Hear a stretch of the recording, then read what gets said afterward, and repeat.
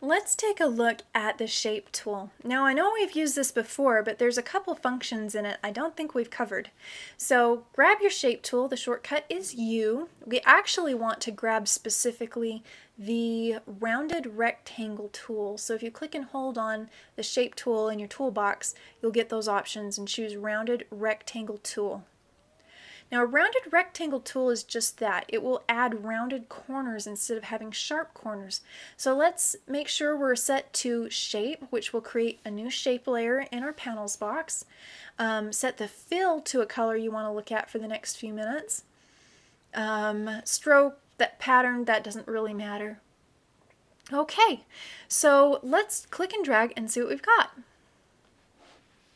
And if I zoom in, you can see it's not a sharp corner, and if I get my direct selection tool, which is A, and click and drag to select those, I can see that there's actually a couple of vertice points with handlebars, just like if I had created it with the pen tool.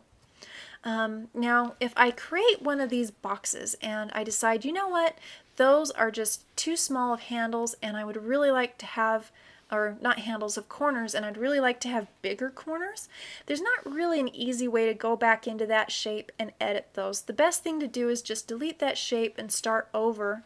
You can change the radius of those corners up here where it says radius.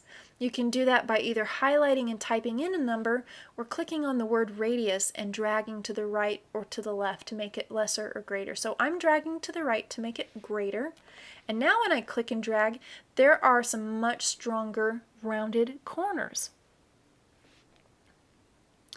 Now, there are some more fun settings through here you can play with, but I hardly ever touch them, honestly. The ones I usually use are just this one right here to affect how large of corners that creates.